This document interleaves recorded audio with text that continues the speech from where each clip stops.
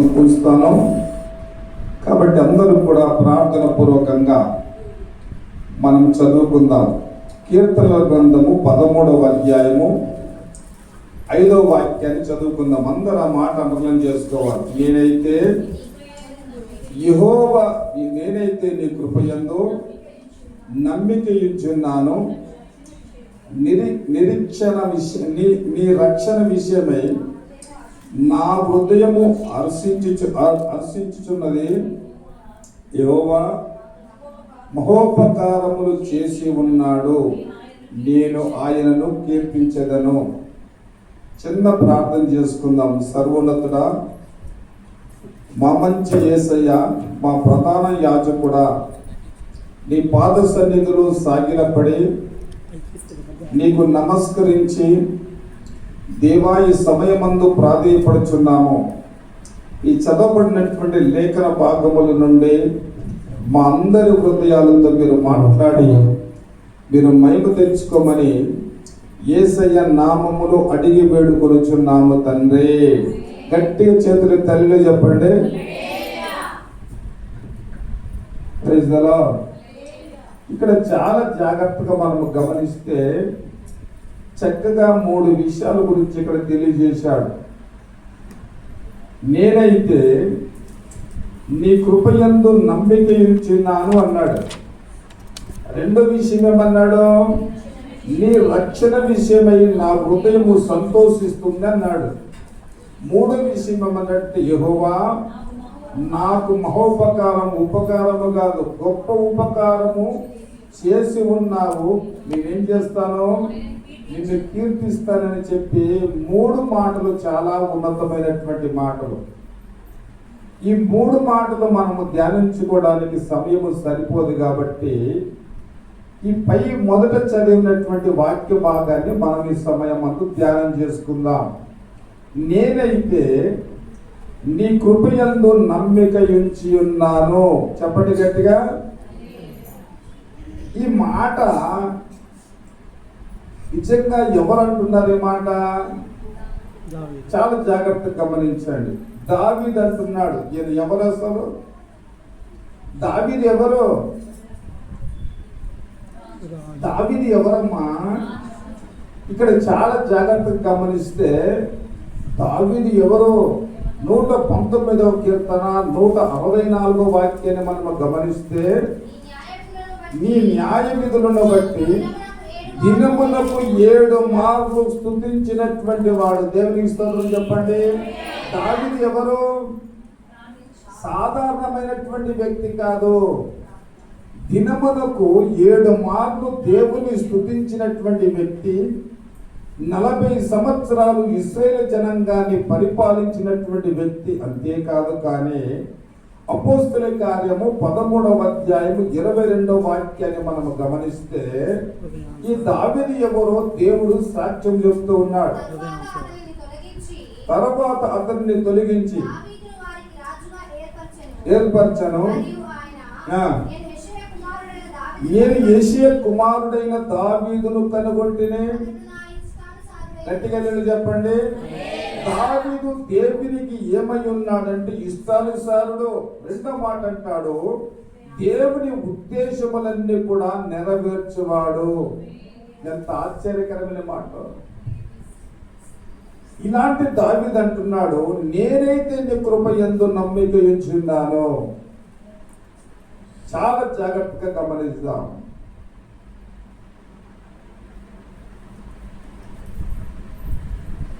మన భక్తి జీవితంలో మనం చెప్పగలుగుతున్నామా మాట?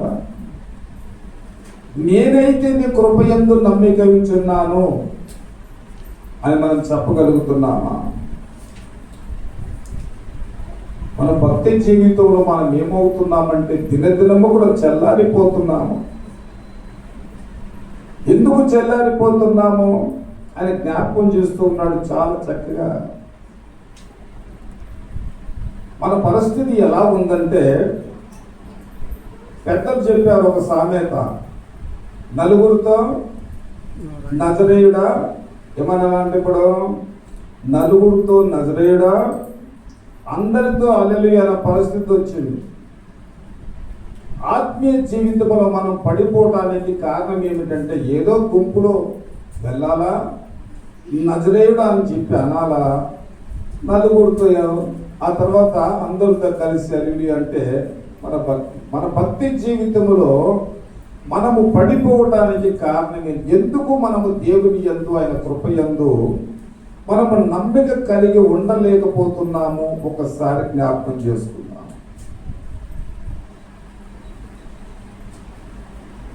మనము ఆరాధించేటటువంటి దేవుడు ఎలాంటి వాడంటే 10,000లో గుర్తించదగినటువంటి వాడు. ఎవరైనా 10,000లో గుర్తించదగినటువంటి వాడు. మనలో ఏముండాలంటే ఒక ప్రత్యేకమైనటువంటి భక్తి ఇతరులో కనబడాలి. మన చుట్టూ అన్య జనాంగం ఉన్నారు, ఆ జనులు మనలో చూసినప్పుడు మనలో ఒక ప్రత్యేకత కనిపించాలి. ఆయన మనం ఆరాధిస్తున్నటువంటి దేవుడు ఎలాంటి వాడంటే చాలా ఉన్నతమైనటువంటి పరిశుద్ధుడు. అందుకంటున్నాడు ఆయన, నేనైతే ఏమంటున్నాడు, నీ యందు కృప యందు నమ్మిక ఉంచున్నాను అంటున్నాడు.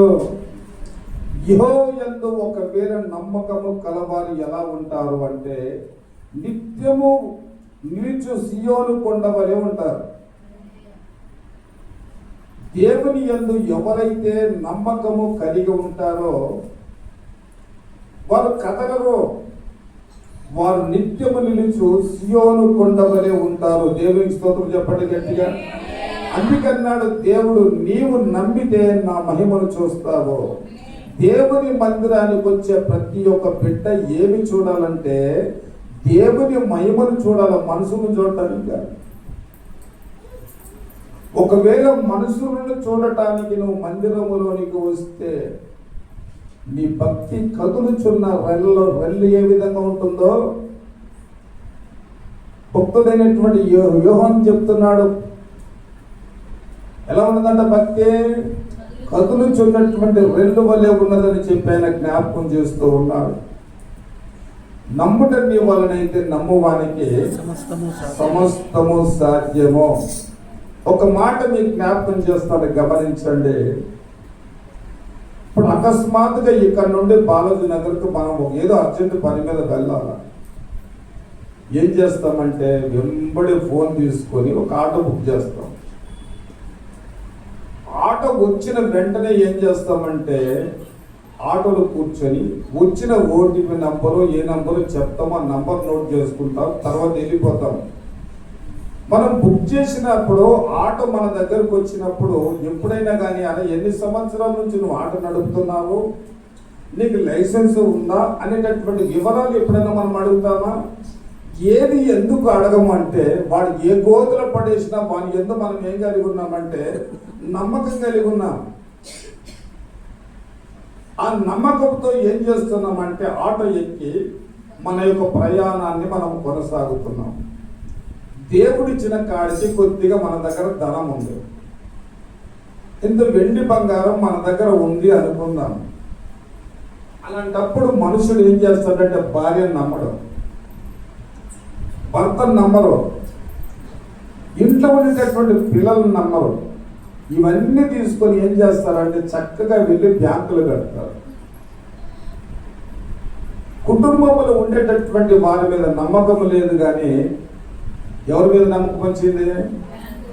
బ్యాంకు మీద నమ్మకం వచ్చింది. నా ప్రియమైనటువంటి ప్రియ దేవుని సంగమా, ఒక్కసారి మనల్ని మనం జ్ఞాపకం చేసుకోవాలా. ఇక్కడ దావీదు అంటాడు, నేనైతే నీ కృపయందు నమ్మిక ఉంచి ఉన్నాను అని చెప్పి ఆయన జ్ఞాపకం చేస్తున్నారు. మనుషులు ఎవరు నమ్మదగినటువంటి వారు కాదు. రక్త సంబంధికులే కావచ్చు, బంధుమిత్రులే కావచ్చు, నీ గర్భాన పుట్టినటువంటి బిడ్డలే కావచ్చు, వారు నమ్మదగినటువంటి వారు కాదు. మొన్న ఒక అరాచకం జరిగింది. అది చూసినప్పుడు విన్నప్పుడు నన్ను నేర్చుకున్నాను. నేను కుమారుడు తాగి ఇంటికి వచ్చాడు. తాగిన మత్తులో ఎవరిని తెలియక తల్లి మీద అత్యాచారం చేశాడు. ఎంత భయంకరమైనటువంటి రోజులు ఈ రోజులు. వారిని కాల్చేయమంటుంది తల్లి, ప్రాధాన్యపడుతుంది, ప్రభుత్వాన్ని కోరుతుంది, వారిని బ్రతకనివ్వద్దు, వాడు పశుప్రాయుడు. కన్ను మీద తెలియనటువంటి పరిస్థితులు మానవుడు జీవిస్తూ ఉన్నాడు. ఇలాంటి పరిస్థితుల మధ్య మనం ఎవరి యందు నమ్మకం ఉంచాలా? ఎవరి యందు నమ్మకం ఉంచాలో ఒకసారి మీద ఆలోచించండి. ఎవరు నమ్మకం చెప్పండి. బైబిల్ గ్రంథం చెప్తుంది, మనుషుడు ఎవడు కూడా నమ్మదగినటువంటి వాడు కాదు. నీతిమంతుల వలె ఉంటారు, బుద్ధిమంతుల వలె ఉంటారు, వెనక గోతి తోగేంత వరకు నీకు తెలియదు. ఎంత ప్రమాదకరమైనటువంటి పరిస్థితిలో మానవుడు ఉన్నాడో చూడు. అందుకే దావీదు అంటున్నాడు, నేనైతే నీ కృపయందు నమ్మిక ఉంచున్నాను. ఈ రోజున ఒక ప్రశ్న, నేనేమి చేయాలి? ఆయన దేవుని యందు నమ్మకం ఉంచాడు కదా. ఇప్పుడు ఒకరినొకరు ప్రశ్నించుకొని చెప్పుకొని పక్కలతో నేనేం చేయాలి చెప్పండి అమ్మా, చెప్పుకోండి. ఒకరినొకరు చెప్పుకోండి, నేనేం చేయాలి? ఏమి చేయాలనో 4 విషయాలు మీకు చెప్తాను, చాలా జాగ్రత్తగా నోట్ చేసుకోండి. రోమీయులకు రాసినటువంటి పత్రిక 15వ అధ్యాయము 20వ వాక్యములో అపోస్తలుడైనటువంటి పౌలు చక్కగా చెప్తున్నటువంటి మాట అందరు నోట్ చేసుకోండి. నేనైతే 20వ వచనం 15, 20 నేనైతే మరి ఒక్కని పునాది మీద కట్టబడకుండా నిమిత్తము ఆయనను గూర్చిన సమాచారం ఎవరికి తెలియజేయబడదు. నేనైతే నన్ను రక్షించిన వాడు, నాకు మార్గములు చూపిన వాడు, నాకు దర్శనమిచ్చి నా జీవితాన్ని మార్చిన వాడు ఎక్కడైతే ఉన్నాడో ఆయన నాకు ఒక స్థిరమైనటువంటి పునాదినిచ్చాడు. ఎంత చక్కగా చెప్తున్నాడు. నేనైతే మరొక పునాది మీద కట్టబడకుండా నిమిత్తము. ఆయన ఇచ్చినటువంటి పునాది చాలా స్థిరమైనటువంటి పునాది. యేసుక్రీస్తు అనేటటువంటి పునాది మీద మన జీవితాన్ని మనము కట్టుకోవాలి. అది స్థిరమైనటువంటి పునాది. ఆ పునాది ఎప్పటికీ కూడా కదల్చబడదు. ఆయన సాక్ష్యం చెప్తున్నాడు. ఆ స్థిరమైనటువంటి పునాది మీద మనం కట్టుకున్నప్పుడు మన విశ్వాస జీవితంలో, మన ఆత్మీయ జీవితంలో మనం ఏమి చేయబడతామంటే కదల్చబడము.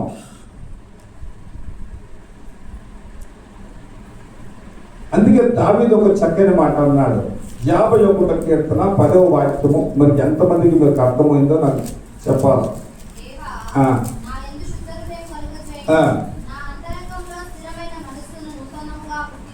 ఎందుకంటున్నాడు ఆ మాట?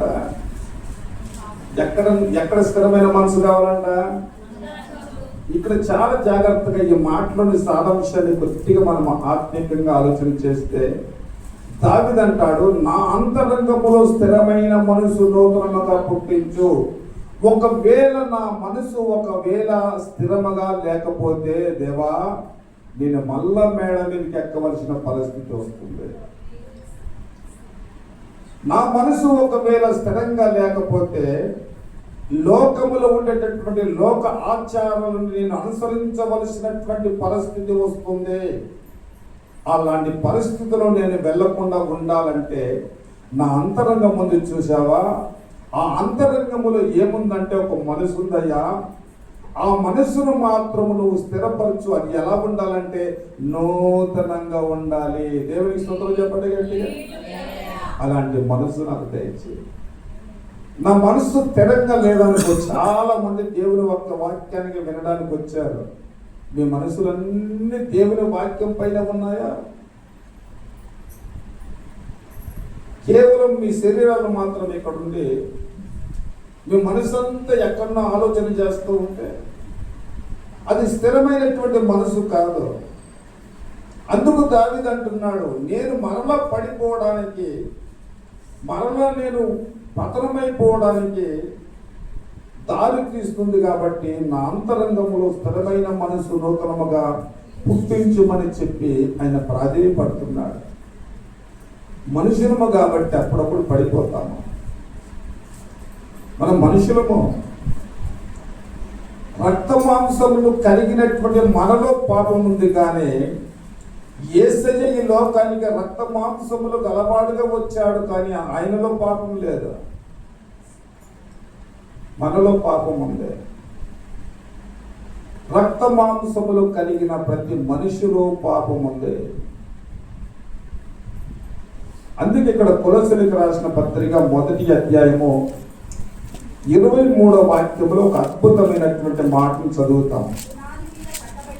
చూడే, పునాది మీద, ఏ పునాది? యేసుక్రీస్తు అనే స్థిరమైన పునాది మీద కట్టబడినవాడు ఎలా ఉంటాడంట? స్థిరంగా ఉంటాడు. దేవునికి స్తోత్రం చెప్పండి. ఆదివారం భక్తి, సోమవారం నుండి ఆలోచన చేయండి మీరే. ఆదివారం భక్తి, చాలా చప్పట్లు కొడతాం, పాటలు పాడతాం, ఆరాధన చేస్తాం, వాక్యం వింటాం, ఇక ఎక్కడ లేని సంతోషం. బయటి ప్రపంచానికి మనం ఎలా ఉన్నామంటే భక్తి. ఎప్పుడు ఆ తర్వాత సోమవారం నుండి ఎలా ఉన్నాము? స్థిరంగా ఉన్నామా? అప్పుడప్పుడు జారిపోతూ ఉన్నామా? కాబట్టి దేవుని బిడ్డలమైనటువంటి మనము క్రీస్తు యేసు అనేటటువంటి పునాది మీద మనం ఏం చేయబడాలంటే స్థిరపరచబడాలి. దేవునికి స్తోత్రం చెప్పండి గట్టిగా. రెండో విషయాన్ని జ్ఞాపకం చేసుకుందాం. కీర్తనల గ్రంథము 52వ అధ్యాయము 8వ వాక్యము. నేనైతే దేవుని మందిరములో పచ్చని ఒలివ చెట్టునై ఉందును. దేవునికి స్తోత్రం చెప్పండి. దావీదు హృదయములో ఎందుకు ఇంత ఆశ? ఎప్పుడు మందిరముల గురించే కలవరము తప్ప వేరే కలవరము దావీదు జీవితంలో ఉన్నట్లుగా మనకు కనిపించదు. ఇప్పుడు 23వ కీర్తన 6వ వాక్యంలో ఏమన్నాడు? నేను బ్రతుకు దినములంతయు కృపాక్షేమములే నా వెంట వచ్చును, చిరకాలము నేను యెహోవా మందిరములో నివాసము చేస్తానన్న దావీదు ఇక్కడేమంటున్నాడు? ఏమంటున్నాడు? నేనైతే దేవుని మందిరములో ఒలివ చెట్టు వలె ఉంటాను అంటున్నాడు. ఎంత ఆశ్చర్యమైనటువంటి మాట మీరు జ్ఞాపకం చేస్తున్నారు. ఏమిటి ఒలివలో ఉండేటటువంటి ప్రత్యేకత? తనను ఎందుకు ఒలివ చెట్టుతో పోల్చుకుంటూ ఉన్నాడు?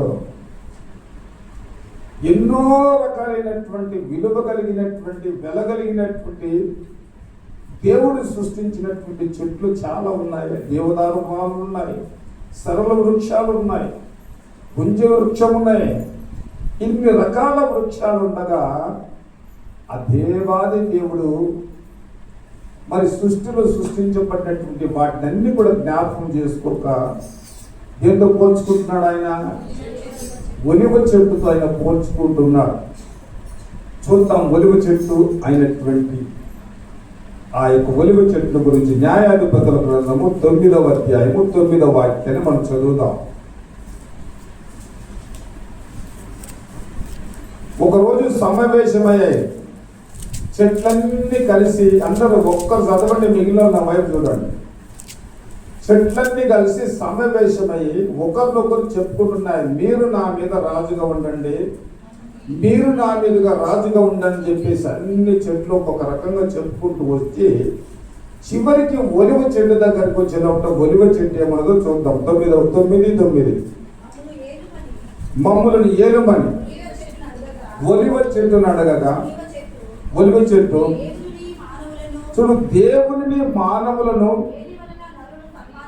దేని వలన మానవులు సన్మానించబడుదురు? నా తైలముని ఇయ్యక నేను మానుదునా అన్నాడు. దేవునికి స్తోత్రం చెప్పండి గట్టిగా. ఒలివ చెట్టు చెప్తుంది, ఒలివ చెట్టు చెప్తుంది,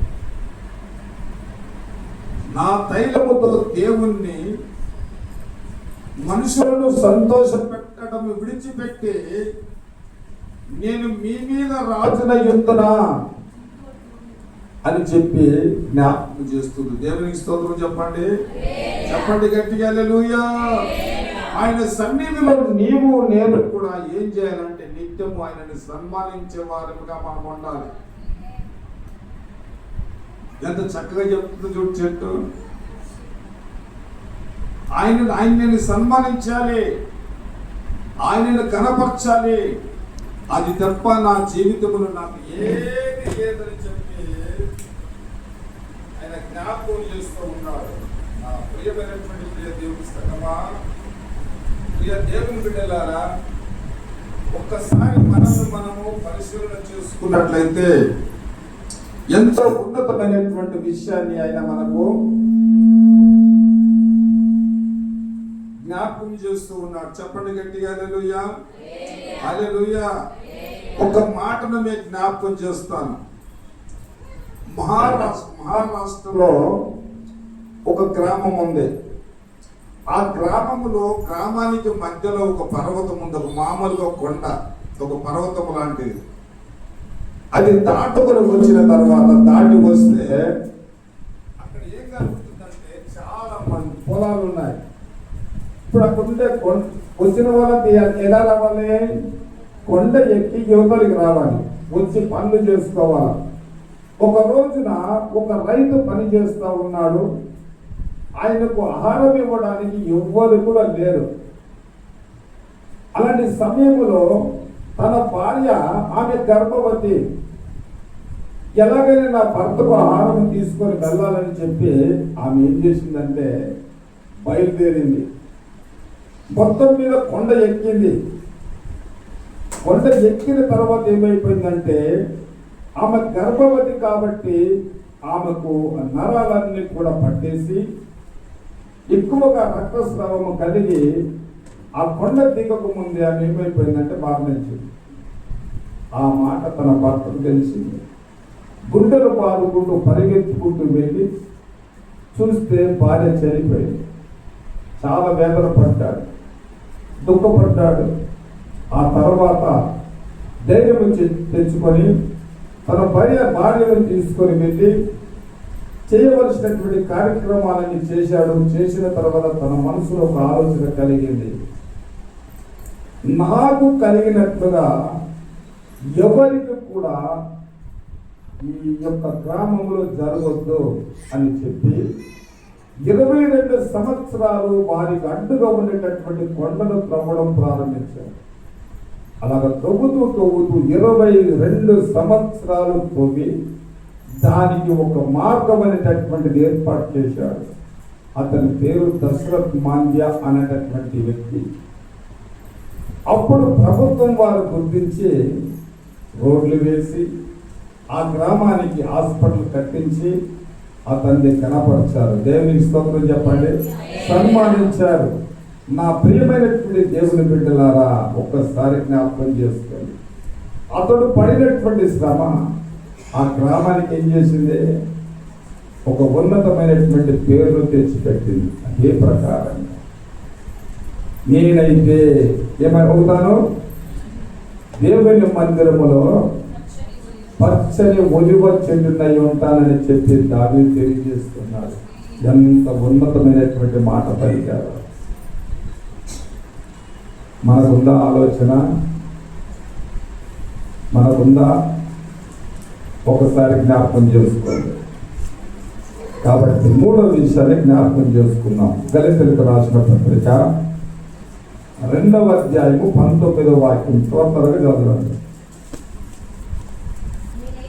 నేనైతే దేవుని విషయమై జీవిస్తాను. దేవునికి స్తోత్రం చెప్పండి. ఎవరంటున్నారు?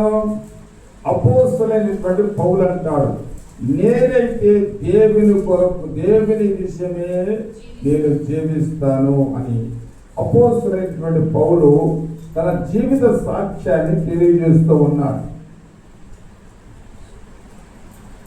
అక్కడ మనం గమనిస్తే 20వ వచనంలో ఏమన్నట్టు, జీవించువాడును నేను కాదు, క్రీస్తే నా యందు జీవించుచున్నాడు అని చెప్పి ఆయన జ్ఞాపకం చేశాడు. ఇప్పుడు నేను ఎందుకు కొరకు జీవిస్తున్నాను? క్రీస్తు కొరకే నేను జీవిస్తున్నాను తప్ప మరొకటి లేదని చెప్పి ఆయన జ్ఞాపకం చేస్తున్నాడు. ఈ రోజున అదే ప్రశ్న మనం అడిగితే అదే ప్రశ్న ఒకవేళ మనల్ని అడిగితే మనకేమంటాం? అయ్యా నువ్వు ఎందుకు బ్రతుకుతున్నావంటే నా భార్య బిడ్డల కొరకే బ్రతుకుతున్నాను అంటాం. నేను దేవుని కొరకు బ్రతుకుతున్నాను అని మన నోటి నుండి మనం చెప్పగలమా? చెప్తామా? మనం చెప్తామా? ఒకసారి ఆలోచించేయండి. ఒక మాట మీరు జ్ఞాపకం చేసి నేను ముందుకు వెళ్తాను. యోబు గ్రంథము 14వ అధ్యాయము 10వ వాక్యాన్ని చదువుదాం. యోబు గ్రంథము అయితే మరణమై కదలలేక పడిపోయి ఉన్నారు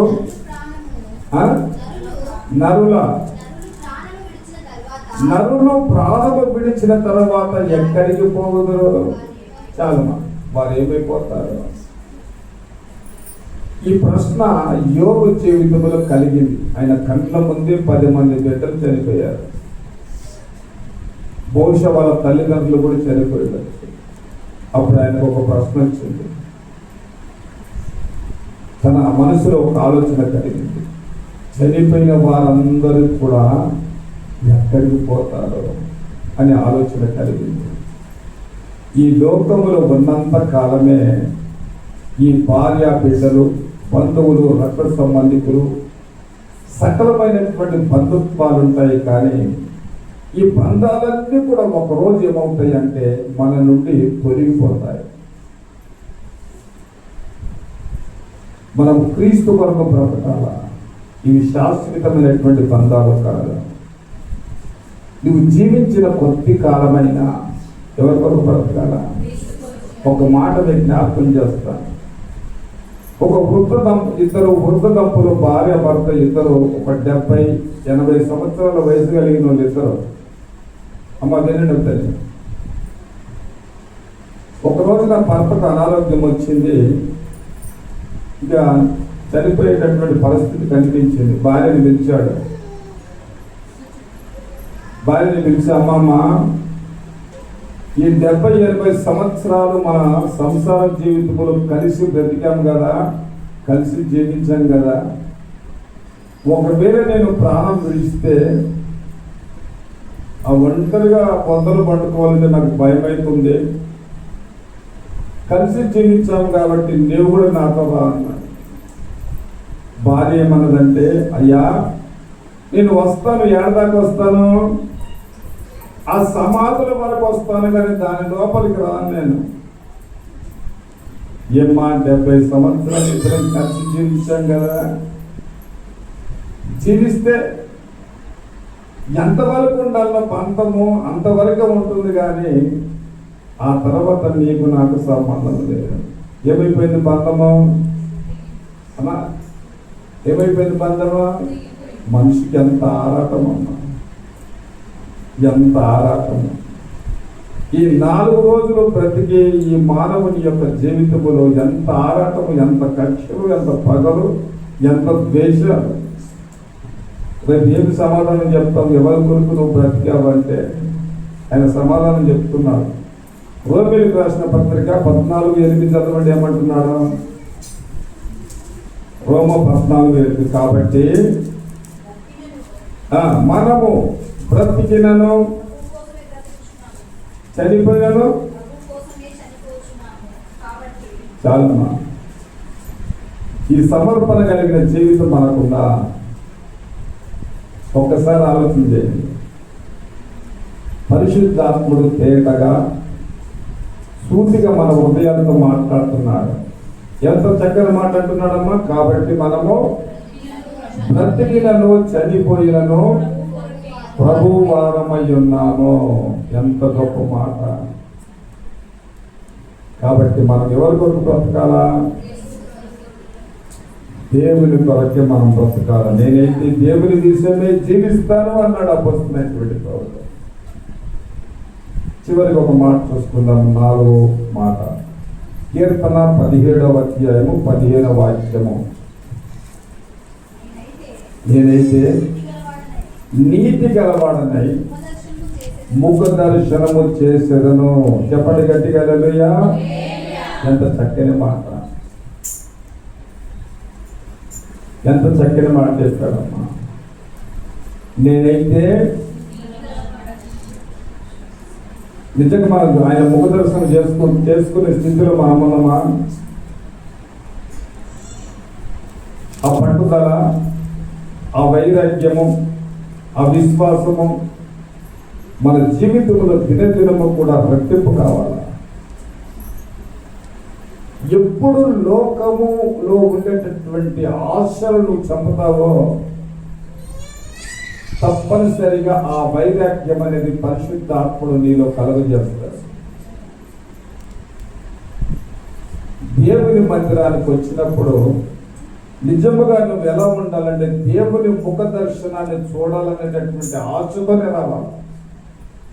ఈ రోజున ప్రభువా నీ ముఖ దర్శనాన్ని నేను చూడాలి ప్రభువా. మోషేలో ఆశ ఉంది. సంఖ్యాకాండము 12వ అధ్యాయము 8వ వాక్యాన్ని చదువుదాం.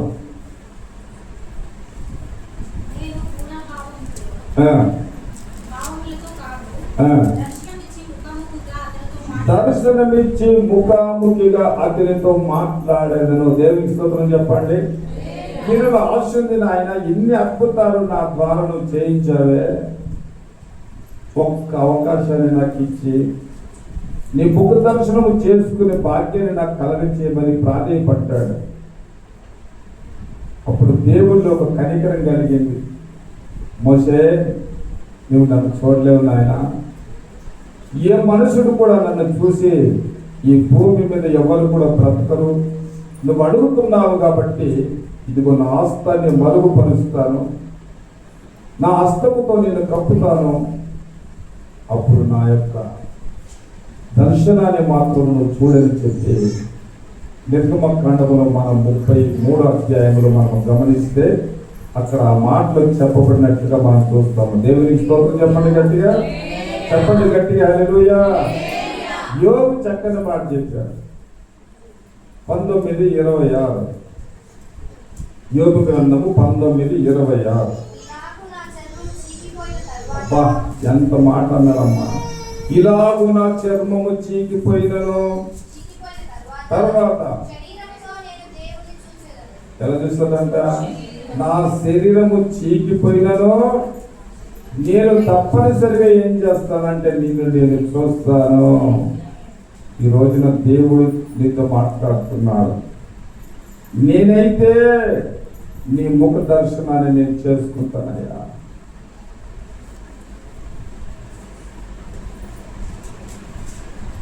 ఆయన ఎలా ఉంటాడు?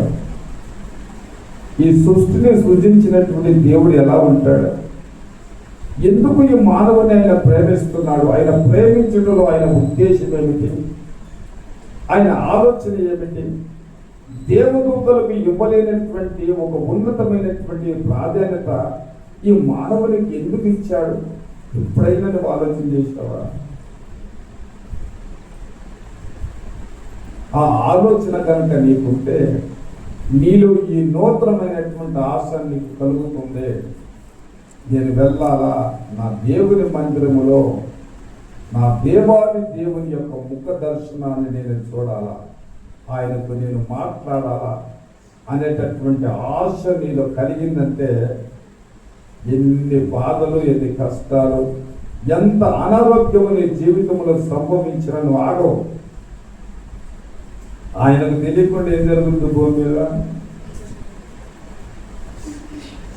ఆయన దృష్టిలో నుండి నువ్వు తప్పించుకోగలవా? తప్పించుకోలేదా?